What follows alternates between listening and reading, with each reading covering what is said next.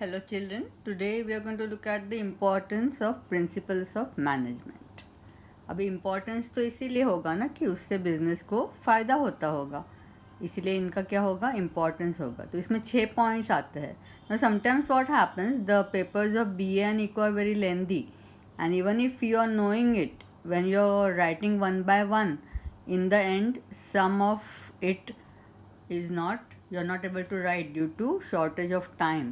So it's always good to make a habit of first writing all points and then go on explaining it. So what are the points? The first point is increase in managerial efficiency. देखो, management की efficiency अच्छी होगी तो उनके नीचे काम करने वालों की इफ़िशेंसी भी अच्छी होगी. तो प्रिंसिपल्स की वजह से पहला फ़ायदा होता है कि मैनेजेरियल इफ़िशेंसी बढ़ती है. और क्या होता है, maximum use of resources and effective administration. Resources का मैक्सिमम यूज़ और उनका इफ़ेक्टिव एडमिनिस्ट्रेशन, यानी कि administration is to do implementation, ये अच्छे से होता है.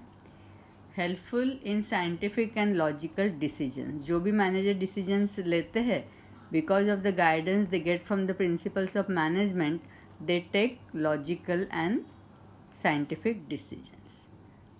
चौथा पॉइंट है help to cope with changing business environment. Business environment के कोई कोई एक्सटर्नल फैक्टर्स भी होते हैं, तो वो जो अपने हाथ में नहीं होते, तो उसके साथ कोप करने के लिए, उसके साथ एडजस्ट करने के लिए this principles are helpful. To fulfil social responsibility. Society की तरफ जो बिज़नेस की रिस्पॉन्सिबिलिटी है उसको भी फुलफ़िल करने में, पूरा करने में मैनेजमेंट के प्रिंसिपल से हेल्प मिलती है. They are also useful in research, training and development. Business का और एम्प्लॉयज़ का जो डेवलपमेंट करना है, ट्रेनिंग देना है, उसके लिए जो रिसर्च करना है, उसके बारे में भी गाइडलाइन ये प्रिंसिपल्स देते हैं. Now we are going to look at the 6 points one by one. तो पहला वही है इंक्रीज इन मैनेजरियल इफ़िशेंसी. तो शॉर्ट में अंदर हम लिखने वाले हैं ताकि कोई भी चीज़ बहुत ज़्यादा लेंदी नहीं होनी चाहिए. तो मैनेजरियल इफ़िशेंसी कैसे बढ़ती है? Principles of management provide guideline, क्योंकि वो क्या आप देते हैं, एक गाइडलाइन देते हैं, इसलिए managers are able to work efficiently. और जब मैनेजर्स इफ़िशेंटली काम करते हैं तो एक बिजनेस यूनिट की भी इफ़िशेंसी ओवरऑल बढ़ जाती है. Maximum usage and effective administration of resources. देखो, रिसोर्सेज जो होते हैं ना वो हमेशा लिमिटेड होते हैं, है ना. जब एक नया बिजनेस होता है तो बहुत ही रिसोर्सेज लिमिटेड होते हैं, तो उनका मैक्सिमम यूटिलाइजेशन, राइट. ना if you know the story of Apple, है ना, तो उन लोगों ने कैसे किया था. The founder, he did not did not have any office when he started his business in the beginning. तो वो ऑफिस लेने में, रेंट में उसने पैसे नहीं ये किए. वो रिसोर्सेज जो कैपिटल था उसका वो कम था, तो वो कम कैपिटल को उसने वेस्ट नहीं किया in renting any big office. He just started the business from the garage itself. तो ये जो होता है ना, तो वो अपना घर, एक घर जो उसका था वो भी एक तरह से उसका क्या था, एसेट था, उसका रिसोर्स था. तो उसने इस तरीके से अपने कैपिटल को बचाया और इस तरीके से उसने जो भी उसके रिसोर्सेज थे उसका मैक्सिमम यूटिलाइजेशन करके एक गराज से ही उसने अपना बिजनेस शुरू किया. तो resources are limited, so wastage should be avoid. नहीं तो क्या हो जाता, पहले से फैशन में आके या लोग क्या कहेंगे करके अगर बड़ी सी जगह रेंट कर देता तो फिर उसका प्रॉफिट कम हो जाता. तो resources are limited, so wastage नहीं करना चाहिए. जब वेस्टेज नहीं करते तो हम बोलते हैं एक तरह से मैक्सिमम यूटिलाइजेशन उनका हो जाता है. तो ये प्रिंसिपल्स एक गाइडलाइन की तरह होते हैं जो कि आपको ये बातें समझने में हेल्प करते हैं. So maximum benefits are got with minimum costing. जब आप कॉस्टिंग कम कर लेते हो ना, तो आपने क्या पा लिया, मैक्सिमम बेनिफिट पा लिया. अगर जैसे मैंने एक एप्पल का एग्जांपल दिया, अगर वो बड़ा सा रेंटेड ऑफिस रखते तो उनका कॉस्टिंग भी बढ़ जाता ना, क्योंकि जितने पैसा अपना यूज़ हो रहा है वो सब पैसा आपको अपने जो भी आप चीज़ बना के बेचते उसी में से निकालना पड़ता है, फिर प्राइस बढ़ जाएगी. है ना, या तो फिर प्रॉफिट कम हो जाएगा। तो ये आपको मिनिमम कॉस्टिंग रखना चाहिए। ये जब हो तब पॉसिबल होता है जब आप मैक्सिमम यूसेज ऑफ रिसोर्सेज करते हो। जैसे एक स्कूल है, right? Suppose let us take my example. If I am also a human resource as far as the school is concerned, but if I am able to teach 3 subjects, right? तो मेरा क्या हो रहा है, maximum usage हो रहा है, right? Otherwise क्या होता, 3 टीचर्स अपॉइंट करने पड़ते तीनों सब्जेक्ट के लिए। एग्जाम्पल दे रही हूँ। इस तरीके से हर रिसोर्स का क्या होना चाहिए, मैक्सिमम यूसेज होना चाहिए। तो क्या हो जाएगा, कॉस्टिंग कम होगा, खर्चा कम होगा। Helpful in scientific and logical decisions. जो मैनेजर्स डिसीजन लेते हैं ना, उसी के ऊपर पूरा क्या होता है, ऑब्जेक्टिव अचीव कैसे होंगे वो डिपेंड करता है। तो ये जो प्रिंसिपल्स है ये गाइडलाइन प्रोवाइड करता है कि जो भी डिसीजंस मैनेजर्स लेंगे वो कैसे होने चाहिए, साइंटिफिक। पूरा जब हम प्रिंसिपल्स देखेंगे तो ये साइंटिफिक तुमको ज़्यादा समझ में आएगा, और लॉजिकल। इलॉजिकल तो होने नहीं चाहिए ना। जैसे देखो, अभी ये जेट एयरवेज पूरा बंद हो गया, वो भी आपको मालूम है। तो उन्होंने भी क्या किया था, बहुत ज़्यादा जहाँ पे ज़रूरत नहीं वहाँ बड़े बड़े लोन्स लेके उन्होंने फिर वो लोन्स वो नहीं पूरे कर पाए। तो ऐसे कोई कोई इलॉजिकल जो डिसीजन होते हैं वैसे होने चाहिए नहीं। तो ये जो प्रिंसिपल्स को आप फॉलो करोगे तो आपके डिसीजन साइंटिफिक और लॉजिकल होंगे। Decisions need to be logical based on facts. सभी फैक्ट्स को आपको स्टडी करना चाहिए अच्छे से, और फिर थॉटफुल होना चाहिए। अपने जो भी वर्कर्स हैं, एम्प्लॉयज़ हैं, उनकी भी तो एक, जब एम्प्लॉय आपके घर आपके बिजनेस में काम करता है तो पूरे उसकी फैमिली की जिम्मेदारी एक तरह से आ जाती है, क्योंकि अगर आप सैलरी नहीं दोगे तो उनका खर्चा तो उसी से चलता है। तो ये thoughtfulness about society, thoughtfulness about your employees, thoughtfulness about your stakeholder, जिन्होंने भी आपके यहाँ पैसा लगाया, वो सब फैक्ट्स को स्टडी करो, थॉटफुलनेस रखो कि बिज़नेस को आगे लेके जाने का है, और जो अपना ऑब्जेक्टिव है उसको जस्टिफाई करने वाले ही डिसीजन होने चाहिए। ऐसे डिसीजंस को हम कैसे बोलेंगे, साइंटिफिक और लॉजिकल। तो ये जो प्रिंसिपल्स एक गाइडलाइन प्रोवाइड करते हैं ताकि आपके सभी डिसीजंस इस तरीके से साइंटिफिक हो। ये principles help in taking correct, timely and unbiased decision, है ना। अभी जैसे हम बोलते कि if justice is delayed justice is denied. अगर एक कोर्ट का काम है तो टाइम पे जस्टिस नहीं मिला तो वो जस्टिस का कोई मतलब नहीं रहता है। इंसान के मर जाने के बाद अगर उसको जस्टिस मिला, केसेस कितने सालों साल चलती है ना। वैसे हर चीज़ बिजनेस में भी, अगर आपका सीजनल काम है तो पूरा सीज़न चले जाने के बाद आपका प्रोडक्शन तैयार हो जाता है तो इट इज़ यूजलेस। तो ऐसे प्रिंसिपल्स हो ये जो है ये हेल्प करते हैं taking correct decisions, timely decisions and unbiased decisions, मतलब विदाउट पार्शलिटी वाले डिसीजन। अगर एक बजट भी तैयार करना है तो जहाँ पे जिसको जितनी ज़रूरत है वो समझ में आना चाहिए मैनेजर को कि मार्केटिंग में ज़्यादा डाले, कहाँ ज़्यादा डाले। तो अनबायस्ड, बिजनेस को फ़ायदा हो और ज़्यादा से ज़्यादा तुम्हारा प्रोडक्ट बिके, ज़्यादा से ज़्यादा प्रॉफिट हो, इस तरीके के अनबायस्ड डिसीजन लेने में ये हेल्पफुल होते हैं। क्या हेल्पफुल होते हैं, principles of management help the managers to take such correct, timely and unbiased decisions जो कि साइंटिफिक एंड लॉजिकल होते हैं। Okay, so let us look at the fourth point.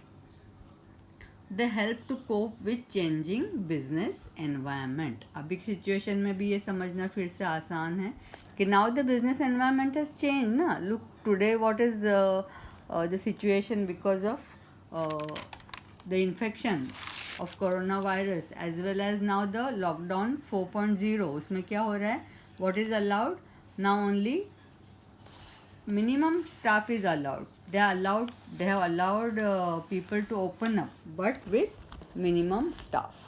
तो ये जो minimum staff है, अगर हम बोले कि they are right now allowing 30% staff, है ना, या अल्टरनेट डेज पे आज 1/3 को बुलाया, कल दूसरे 1/3 को बुलाया, फिर तीसरा दिन बाकी 1/3 को बुलाया एम्प्लॉयज़ को।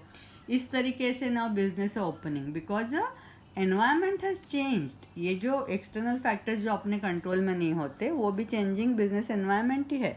तो उसके साथ कोप अप करने में भी ये प्रिंसिपल्स ही आपको हेल्प करेंगे, गाइडलाइन प्रोवाइड करेंगे।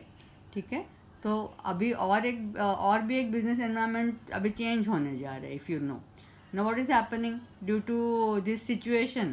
Everybody is blaming China, and as a result of that, many people are now not interested in doing business with China. तो as a result of that फिर से एप्पल की बात करते हैं. एप्पल के बहुत सारे जो वहाँ पे पार्ट्स बनते थे या असेंबल होते थे, बनते थे, ऐसे सारे कई सारे पार्ट्स वो वहाँ पे बनाते हैं क्योंकि ऐसी कंट्रीज़ में लेबर सस्ता होता है. तो चाइना के बाद एक दूसरी कौन सी कंट्री जहाँ पे लेबर सस्ता है? India. So many people, one example is Apple, are now going to shift their manufacturing, जो छोटे छोटे पार्ट का मैन्युफैक्चरिंग है, to India instead. Previously it was getting done in China. So अभी business environment in India is going to change. तो ये principal एक guideline provide करेंगे और ये जो नए नए बिजनेस के एवेन्यूज़ खुलने वाले हैं उसका कैसे फ़ायदा बिजनेसमैन ले सकते हैं, इसके लिए भी they will provide guideline. They will help the managers to cope up with changing business environment. ये कई तरह से समझ सकते हैं हम. सो दो दे मतलब this principles provide just guideline, guideline की तरह ही होते हैं लेकिन वो बहुत ही इंपॉर्टेंट गाइडलाइंस उसमें दी गई है. So they are helpful to take decision suitable to meet changing business environment. ठीक है. Now next point is to fulfill social responsibility because business is a part of society, है ना. तो profit is not the only aim of any business. Development and progress of society are also the aims of business, या should be the aims of business. तो ये management principle help to achieve the goal of social welfare. ये ethical जो code of conduct, ethical जो भी responsibility है, ethical behaviour, how it is helpful in long run, ये सब चीज़ें ये प्रिंसिपल्स की वजह से समझ में आती है और ये गोल को अचीव करने में हेल्प करते हैं. लास्ट पॉइंट इज़ कि they are useful for research, training and development. ठीक है. अभी ये जो साइंटिफिक तरीके जो हम बोलते हैं ना, साइंटिफिक मैनेजमेंट, जो आगे और भी वर्ड्स आएंगे, तो ये साइंटिफिक तरीके में ये सब चीज़ें बड़ी इंपॉर्टेंट है, रिसर्च करना, ट्रेनिंग और डेवलपमेंट. तो task of research, training and development become possible easily with these principles, right? Principles of scientific recruitment. जैसे ये साइंटिफिक मैनेजमेंट है तो रिक्रूटमेंट भी कैसे होगा? साइंटिफिक. तो एक एग्जांपल लेते हैं. अगर साइंटिफिक रिक्रूटमेंट करना है तो ये प्रिंसिपल्स आपको हेल्प करते हैं कि रिसर्च करके आप एक पहले एप्टीट्यूड टेस्ट आपको लेना है. ये सब गाइडेंस आपको मिल जाता है कि एक रिसर्च करो, उसमें रिसर्च करके जो भी टॉपिक है उसका थोड़ा रिसर्च करो तो आपको एक एप्टीट्यूड टेस्ट आप बना सकोगे. तो जो कैंडिडेट को आप अपॉइंट करना चाहते हो उसका पहले क्या ले लो? एक एप्टीट्यूड टेस्ट ले लो, ताकि पता चले कि जो आपका काम है उसमें उसको इंटरेस्ट कितना है, उसका नॉलेज कितना है. तो आप अगर इस तरह से करोगे तो क्या होगा? Efficient and interested employees can be appointed या are appointed with required skills. तो अच्छे एम्प्लॉयज़ ही क्या करेंगे? आपको इफ़िशेंसी बढ़ाने में हेल्प करेंगे. और एम्प्लॉयज़ की इफ़िशेंसी अच्छी होगी तो ही एक बिजनेस यूनिट की क्या अच्छी होगी? इफ़िशेंसी भी अच्छी होगी. So you can easily understand the importance of the principles of management and how they are useful. These are the main 6 points and we are going to stop here. तो I hope कि you are taking the notes in your notebooks. Okay, you have started preparing them one by one. So this overall lesson में आगे जो सबसे important चीज़ें आने ही वाली है, but overall marks for the first chapter were 10 marks.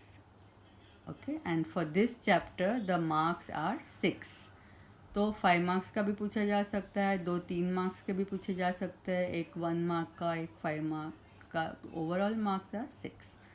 तो मेनली 5 marks के और आगे भी आएंगे, लेकिन ये भी 3 mark में पूछा जा सकता है. और मेनली जो 3 mark में कभी कभी बड़ा होता है, तो इसलिए मैंने बताया कि पहले 6 पॉइंट लिख डालो. ठीक है. या तो फिर क्या करना चाहिए, पहले अगर एक साथ 6 पॉइंट नहीं लिखने हैं तो 6 पॉइंट थोड़ी थोड़ी जगह छोड़ के लिख डालने हैं, ताकि पता चले एग्जामिनर को. अगर आपका रह जाता है तो उनको पता चल जाता है कि okay, this child knows, he has given the 6 main points. At least वो 1.5 या 2 mark तो आपको दे देगा, दे भी सकता है मतलब. तो that care you need to take. Like you can write all 6 points and leave the space and then start filling space, each space one by one. But first write down the 6 points. और you can give them like I have given in the beginning. इतना कोई ज़्यादा time नहीं लगता है.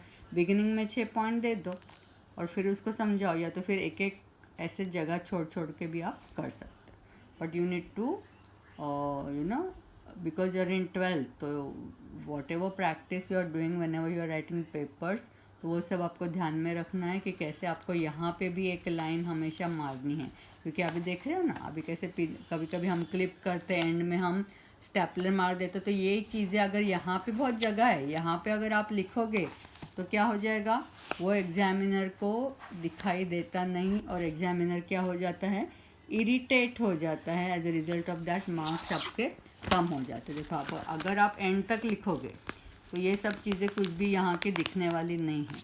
तो ये जो लाइन है ना, ये यहाँ पे आपको हमेशा मारनी चाहिए. अभी से ये सब आदतें आप डालो, ठीक है. तो this line is very important. Leaving this gap is very very important.